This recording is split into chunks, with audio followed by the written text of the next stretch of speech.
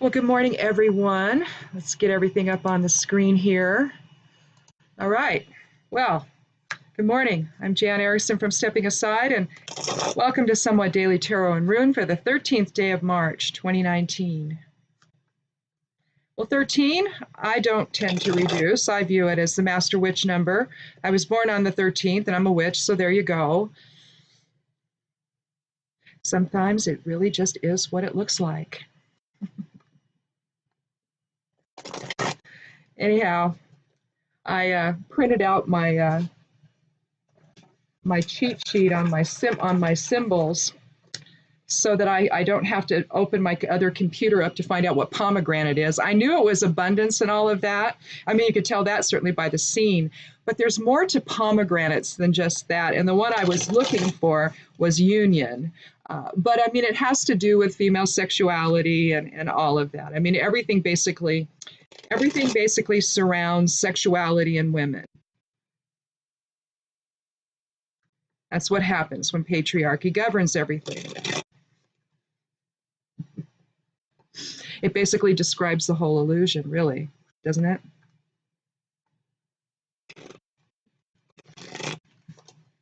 At least that's how some people might see it. I personally don't, because I view tarot as a little bit different than, from a patriarchal perspective. I would rather view it from a higher self perspective and sort of avoid all of that if at all possible. But the word I was looking for was union. And you would have thought it would have been self-evident, but it was not, because, I'm getting old now and I had a senior moment. I literally went blank. So I thought, well, okay, rather than opening up the other laptop, I would just print out. And what I had done, is I get all this stuff, from reading different authors and whatnot, or online or whatever, and I just start making a list. And so over time, I've gotten, like a 6-page list of tarot symbols. And so whenever I forget something when I'm writing about it, I'll just go check that. I thought, well, heck, I could just, I got another printer. My other one died. And so I thought, well, heck, I might as well just print it out. I do have this new printer. So I've had it for a while. I don't know why I didn't do that, but I didn't. Anyhow. Well, the lunar transits are up on the blog, and I also finished the Queen of Cups post. So the next one I'm going to do, it will be the Queen of Pentacles. And what it is I've taken a look at 7 different, hot flash, 7 different, see, there's a dual purpose to this cheat sheet. It's good as a fan. But anyway, basically, I took a look at all of my decks, and well, a couple of them I didn't look at. The herbal ones I didn't, but I took a look at most all of my tarot decks, and I pulled out 7 queens that I thought were diverse enough, that it would give people an idea of how varied some of these decks are. Some of them emulate the Rider-Waite, like that's what we're using here as the Rider-Waite, and so the Robin Wood kind of does in some respects, and so does the Morgan Greer, of course. And so I looked at those, but I'm also looking at Heindel's Queen from the Heindel deck, also the Wild Unknown and the Wildwood, both, because I wanted to get a really non-traditional feel. But the Heindel and also the Toth, or Toth, however you want to pronounce that, they're really non-traditional, and Robin Wood really is too, but it seems to, at least in the Queens, sort of stays within the same kind of structure that the Rider-Waite has, although it's lovely. It's just a lovely deck. I love all of these decks, and I just wanted to take a look. It was International Women's Day, and I've been wanting to do this series on the Queens for a long time, and I just haven't. And I thought, well, heck, I'll just do that then. And so I started it, and I posted, instead of on Friday, I posted the Queen of Swords on Saturday, and then I finished the Cups yesterday. So that's up, and then we'll do the Pentacles either today or tomorrow, and then and then I'll do the wands. And it'll just give us an idea of how the different tarot authors see the queen. I personally think the queen is the most interesting person in the deck. All of the women are basically, and I kind of view all of them as queens. So even the princesses are just queens in training. So I really, I like how the more alternative decks, the more non-traditional ones will take a look at, well, just about anything, but particularly women in the tarot, how they view women. And I just thought it would be nice to just kind of look at all of them and compare them and see the differences. And so far, I think it's been turning out pretty well. So go over there to imsteppingaside.com and check that out. I also post my stuff over on Medium. So I do it first on the blog, and then I'll cross post over there. So if you're not familiar with Medium, it's just a sort of an aggregate for people to come and post their work, either write it there or post it from, if they have a blog or whatever. You can only post your own content there. And so I've been doing that for a long time. And so I'm there. You can follow me there if you like. You can also, subscribe to the blog. I don't do newsletters, and I don't send emails. I don't do anything like that. I don't keep track of anybody. I'm not into lists. The blog really isn't even monetized, other than when I became an author, I started publishing on Amazon, and Amazon lets people, bloggers and whatnot, authors, have a storefront. And so you're basically selling Amazon's products on their behalf. So you get and I emphasize little pennies, advertising stuff. So even if you go and click on a witch in store, that's what it's called on the blog. Even if you click on it and go look at things, I get a little bit just for even looking. I think that's what it was. It's been a while since I first put it up, but anyhow, it's just got, a lot of herbs and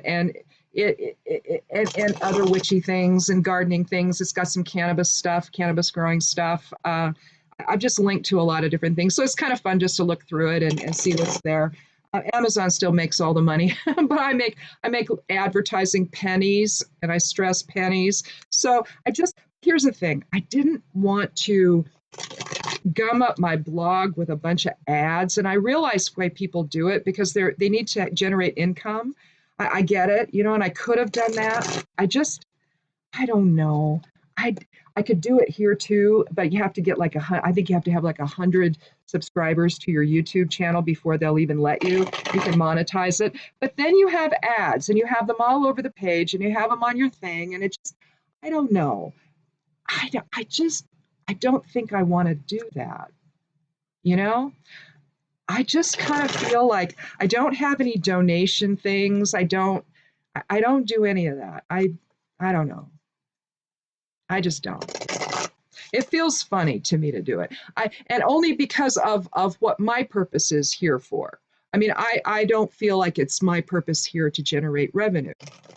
Now, for other people, though, it is, and they need to do what they're doing. So, and I get it, and I'm fine with it. It's just for me and what I'm doing. Heck, I have a hard enough time I have to do my own self-promotion for my books that I write, and I have to do that. I can't even do that. It's awful. I could tweet. I'm on Twitter all the time. I could be tweeting all this stuff, and I don't. I do it once, and then once in a while, someone else will do it. I'm like, oh, thank you. I won't do it myself.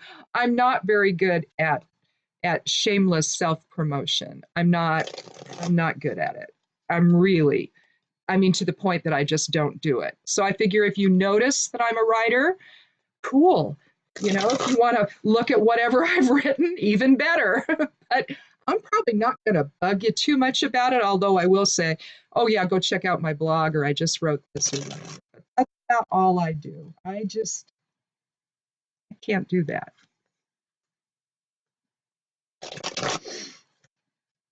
But that's just me. Anyhow, let's get started. We'll count 13 and see what we've got for today. Again, I do this randomly, so I count 13, take the 13th card. I don't do that with the runes. I just take one rune. I let my hand, rifle through the runes, and whichever one is the final rune, that's the rune for today. Well, we have the Ace of Swords. So the beginning of our intellectual presence in the world. We see a hand come out from a brown cloud, basically, so some illusion. Maybe something unknown. In a way, it's like he's being, it's a symbol of victory. You see the crown up above and the garland.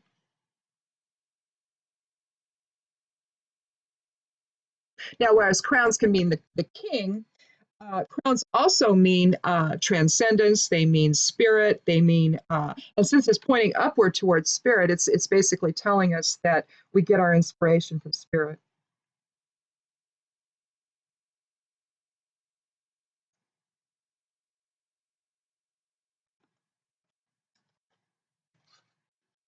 But aces are about beginnings. Today is the 13th day of the month. I don't tend to reduce the 13, but you can. Everyone else does. I view 13 again as the master witch number, but 13 can also be about structure. So we could have issues of structure today. I believe, is it Wednesday? I think so. Yes, it's Wednesday. So we're looking at a Mercury day. So Mercury's influence, so communication. If you're working magic, it can focus on issue. If you're having issues of communication with somebody, you might work a spell to try to improve that or something today. With the Ace of Swords, though, you're talking about, the beginnings of thought. So perhaps some new thinking is coming into play. I hope so, because right now we've got everyone in the world is banning that Boeing 737. So I'm hoping this Ace of Swords is going to say, okay, we're going to have a little bit of rethinking of things. Our country hasn't done that because the guy in the Oval Office doesn't think there's a problem because the guy at the helm of Boeing evidently indicated there wasn't. Problem, like not our problem. Well, everyone in the world is banning that jet now from flying, except us. I'm sure there's probably others, but I went through my Feedly this morning. That's my newsreader, and I went through that, and everywhere, this person, Canada's banning it. I mean, little countries, Iraq banned it. Everyone's banning it, and they don't want it flying until, I mean, 2 crashes is enough. And then we hear that apparently the shutdown, the 5 weeks, had an effect on this because it prevented anyone from trying to figure out what the problem was. It delayed that somehow.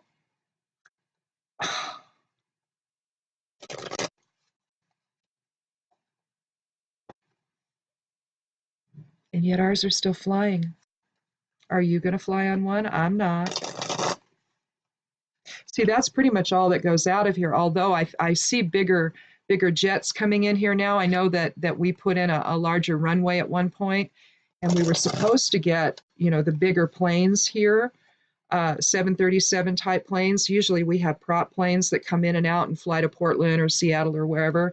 But a few years back, we started to get bigger ones, and once in a while you'll see them come in. So I assume 737s are landing here now, but I don't know for sure. If they are, nobody ought to be flying on them. I hope our airport person used to be a lady. I hope that, I don't think it is now. I think it's someone else now, but I hope that they don't let them fly out. They ground those planes. But I guess the UK isn't even letting them fly over airspace. One country made the plane turn around and come back home. Wouldn't let it finish its flight. Somehow I think I just would have found a safe place to land. Just stop right now, wherever, no matter where,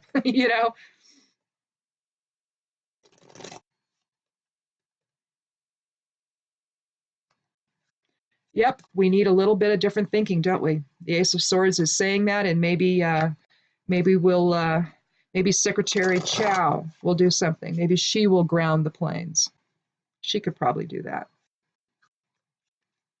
if the other guy won't act. Let's draw another card.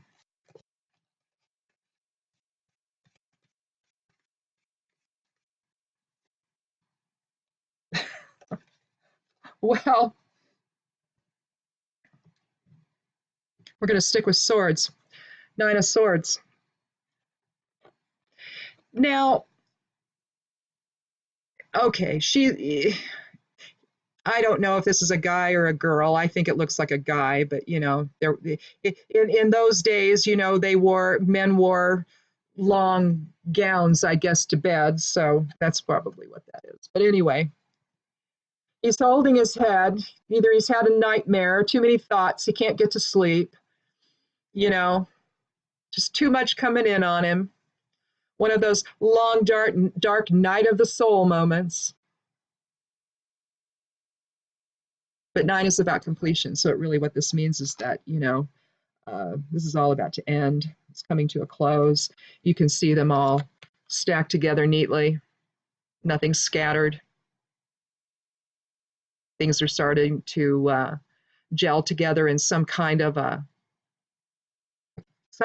understanding. You don't see the swords scattered about. In other words, you see them really connected together. So whatever this is, things are starting to formulate in his mind, even though he's not getting any rest. But things are starting to come to completion. So he shouldn't be experiencing too much more of this.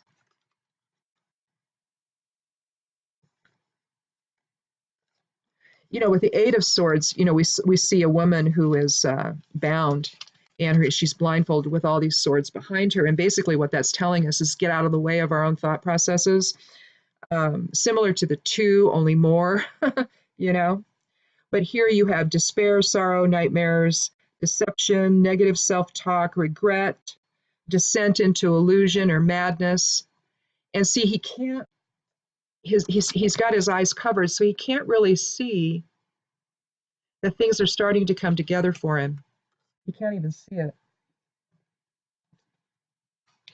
If you look at the analogy of the Boeing 737 situation, what you could see this as is our country not figuring it out and ignoring what everyone else is doing, ignoring the new thought that needs to come into play. You see all of these other countries that are lining up against this company saying, we aren't going to allow you to kill anyone anymore, you know. Supposedly it's a computer issue, but of course Boeing doesn't think it's their fault. I don't know how it couldn't be. I mean, at some point, corporations have to take responsibility, you know, and especially, I mean, I get it. If you twiddled your thumbs for 5 weeks while, you know, the guy in the Oval couldn't figure out that you can't close the government like that, I don't know. You know, it's going to have an effect. I mean, couldn't they anticipate this one?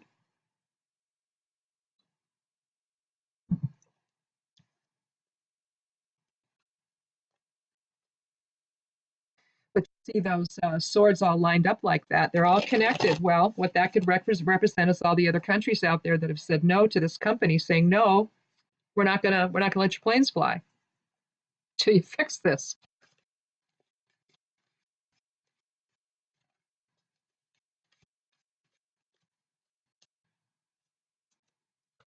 We're going to stay with swords. Three of Swords.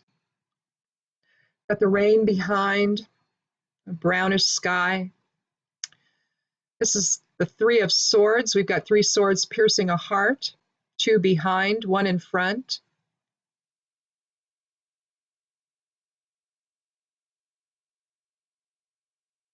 Typically, this is about jealousy and betrayal. It's about a drama triangle.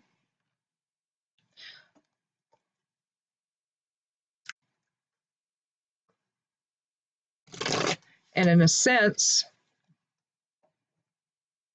I'm just going to draw one more card.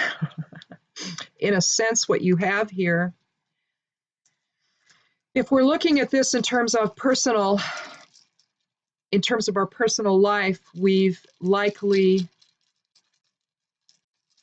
well, we have an interesting progression. If we put this as the Ace of Swords first, we're going to reorder these, and we go 1, 3, and 9,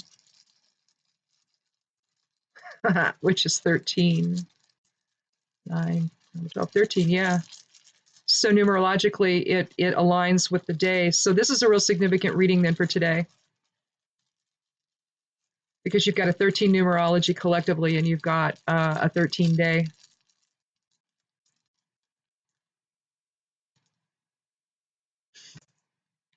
So you can either put the Ace of Swords at the beginning or at the end, because the Ace of Swords could be the response to, let's do that. Let's move it over there. So let's start with the Three of Hearts or the Three of Swords. So something has happened. We've had a drama triangle. We are upset about something. But the interesting part about the Three of Swords, and why it's not just, it's not an all is lost card, okay? It just isn't. Look where the sword is, the front one, the middle one, I should say. It's out in front, isn't it? What this indicates is that there's an individual, one person, who's being more affected than the other two. And the other two are likely the ones, gossiping or doing something.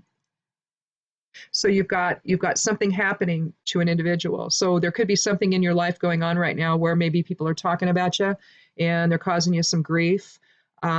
Maybe there are some people that have the wrong impression of you that could be affecting you.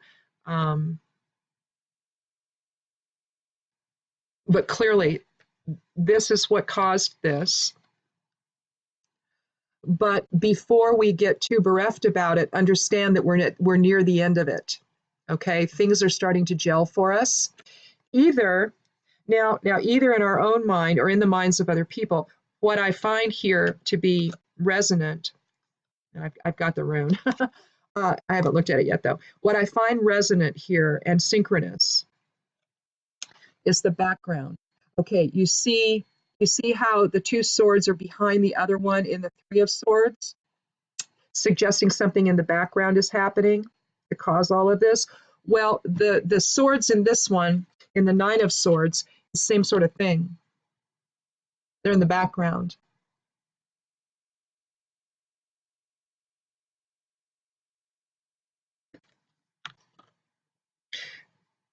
So this may not be something that's happening that you're creating on your own. It could be something you're simply reacting to that's happening behind the scenes with other people or other circumstances, and you really just have not known how to process it. So basically, how you have to process it is to come up with something new. Don't do the same thing you always do. Look at it a different way. Come up with another,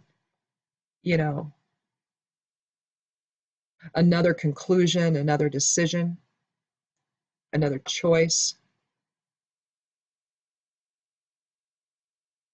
Maybe the Ace of Swords is here to cut through the crap of everything and come to the truth of things. Like, ground the damn planes before anyone else dies. Whatever the problem is, whether it's truly Boeing's problem or it isn't, because you don't know, except that there's an awful lot of, I guess there's a website that the pilots can log on to and complain, express concerns. They can do it anonymously so they don't, lose their jobs. And I've been complaining about this plane for a long time. So it's a relatively new plane. So I don't know. So I drew Gebo. It's number 7 it's the 7th rune of the Elder Futhark.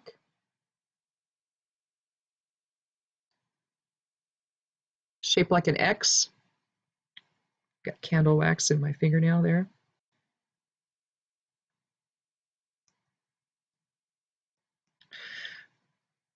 But what Gebo means is balanced energy exchange.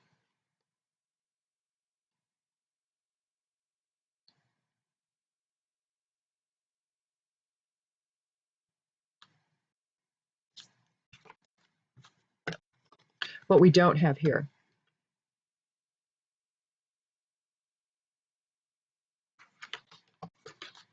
Often the solution to whatever's happening with the cards we'll find in the runes, and of course we did today. So Gebo, the 7 is an interesting number to assign Gebo to, because 7 is really about balance. If you look at 7 and depict it as a scales, then you can really see what I mean by that. You've got 3, 1, and 3, right? So you have the scales typified by the number 7. The scales are about balance and fairness and, justice and all of that. And you see that with the Ace of Swords. This could be also about justice. But living in balance, whether it's internal balance or balance in a balanced relationship with other people, it isn't that there wouldn't be friction to get things going. It just means that we're going to do it in a way that listens to one another, that's willing to look at facts, willing to find out, okay, what's the facts of the situation? Let's look at that. Let's talk about it. And let's make the best decision that provides the most safety and security for people. If we're looking at this from the standpoint of this whole airline thing, then I would say that this indicates some new thinking on the horizon that maybe is a little more balanced and protective of people. Now, if this is about a drama triangle that you're experiencing or some kind of nonsense that's going on behind your back, then what needs to happen again is you need to think about another way to get out of it. If you're the one doing it, knock it off. But if it's not you, then you need to figure out another way through it.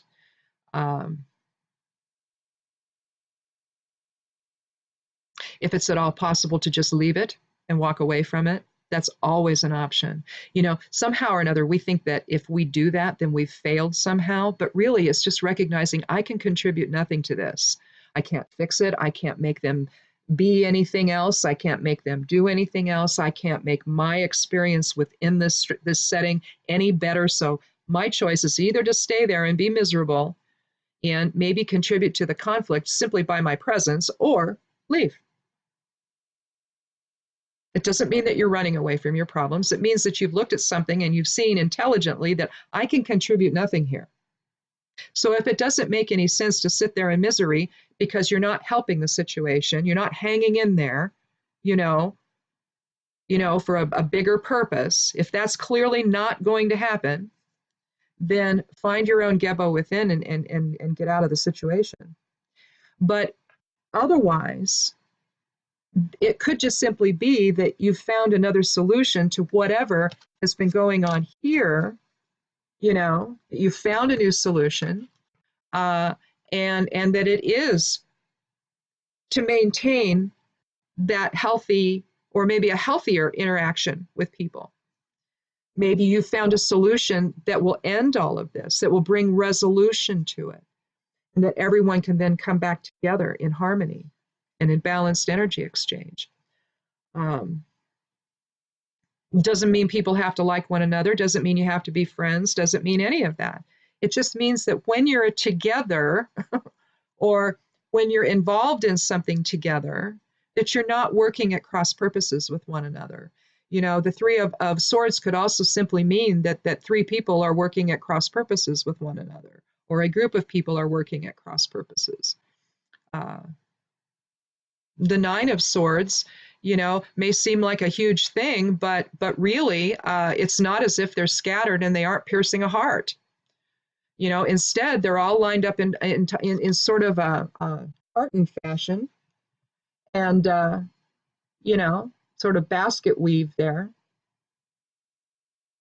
and they're all hooked together. So whatever the problems are, they're either coming together in resolution, and you're not even really aware that that's happening. So maybe when he finally gets to sleep, he'll wake up and he'll feel a whole lot better, and he won't even realize why. And it's just that you've taken your focus off of all of it. And maybe somewhere, it's just found its own sense of resolution. But honestly, maybe he slept on it and this happened. He finally had some inspiration about another way to go, and a way that approaches the situation in more balance and harmony than the other one did. So maybe he was the catalyst for all of this. You don't know. So that might be also something else you might want to think about. Sometimes if we're experiencing a lot of drama in our lives, it's because we're bringing it to us. We're acting as the catalyst for that drama. Now, sometimes you are the catalyst for drama and you're not doing anything. It's just people's response to you.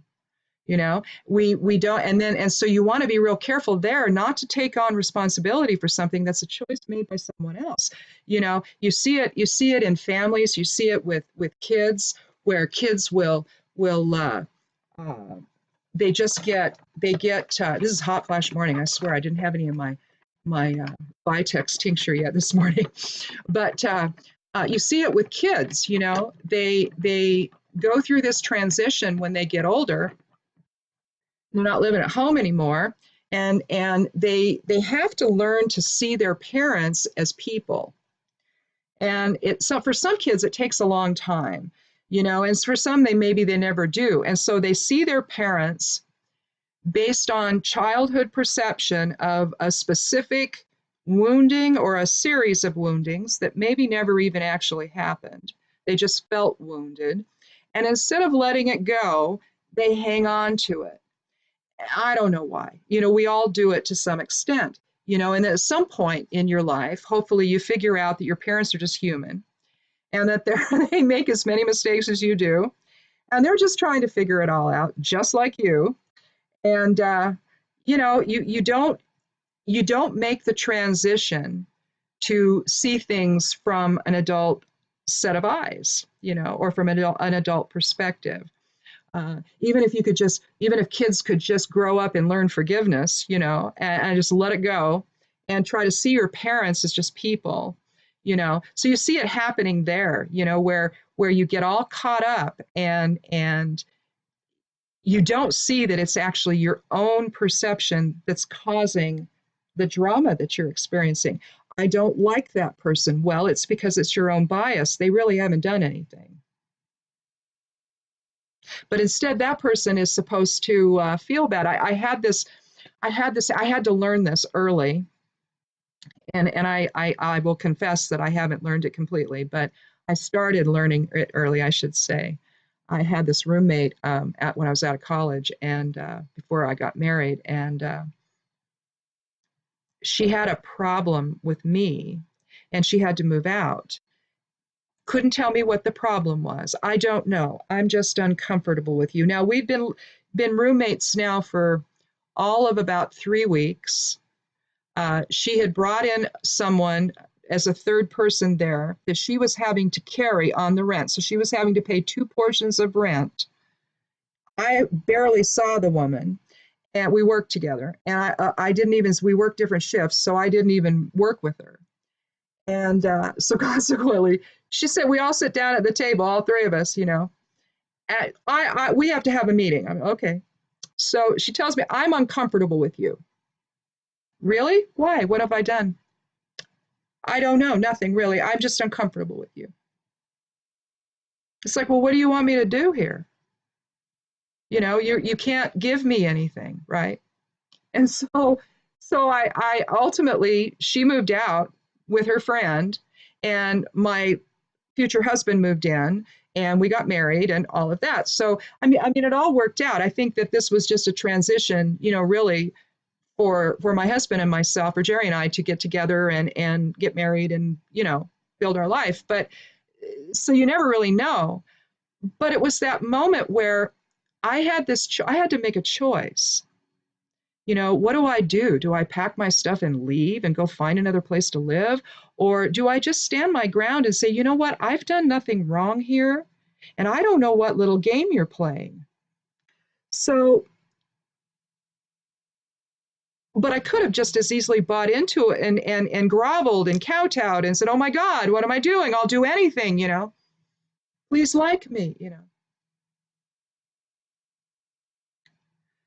So I guess my point is sometimes these things happen and you've done nothing. It's really the problem of the people behind. So be careful how much responsibility you take in a situation like that. If you truly contributed to it, that's one thing. But if it's just your presence alone and you've done nothing to exacerbate anything, then let the other people own their stuff and stay out of it, because it's not worth it. Believe me. There's always something better on the horizon, you know, and in my case, in that particular case with that roommate or those two roommates, there was. I mean, I I got married not long after that. We've, in May we'll be married 40 years. So clearly it was a transitional moment for us. But at the same time, it could have been one where, and I was young enough. See, I was only 21, and I was young enough that I didn't have enough life experience that I could have done that. I could have gone into the people pleasing mode and gave away all sovereignty, gave away all dignity to this other person who was who was basically a nut job. Okay, she was. I don't know what else to say. I don't know what happened to her after that. Never talked to her again, never saw her again, never saw any of them again. It was just amazing. It was just this little brief interlude. I don't even know why I did it. Anyhow, we stayed in that house for 2 years, my husband and I, and then we moved over here after our first child was born. He was 5 months old, and we thought, okay, let's buy a house and let's get out of the valley. And we moved over here, and we've been here ever since. So balanced energy exchange, can work really well with people, but when it's this, sometimes you've just got to let the people in the background, stay to themselves and walk away from them. Because eventually, though, it's all going to gel and it's all going to become clear, and you're going to start anew, and you're going to have some new thinking on it, and you're going to be able to come up with something else. If you can resolve whatever difficulty it might be, if that's what's happening in your life, that's fine. If you can bring a new sense of balanced energy exchange out of whatever this was, whatever this drama was, fine. But also know you have the opportunity, you have the option, you can make the choice to walk away from it. It doesn't have to be permanent, although it can be, like in my case with my old roommate. Never saw the woman again. Don't care to, frankly. I'm not really someone who likes game players, and that was a game. It was a weird power struggle game, and for what, I don't know. I had one bedroom. I don't know. I was hardly there. I don't know. So anyhow, well, that's cool. Now, honestly, I hope that this isn't about any one of us, and I hope this is about the whole situation with the Boeing plane. We can't lose any more people. This was awful because 2 planes have gone down now. I think the other one, what was it, in October or something? And then there was this one. So either something's happening on the ground. If it's coming from the same airport, I don't know.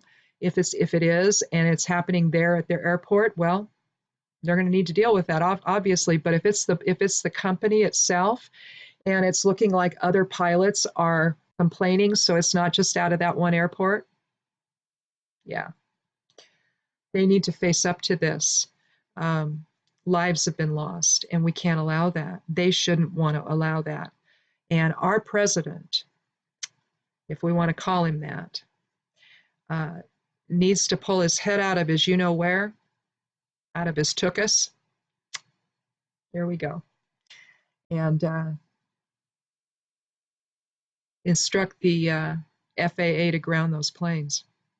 Protect people, not your ego. People. So anyhow, with any luck, we'll see that happen today.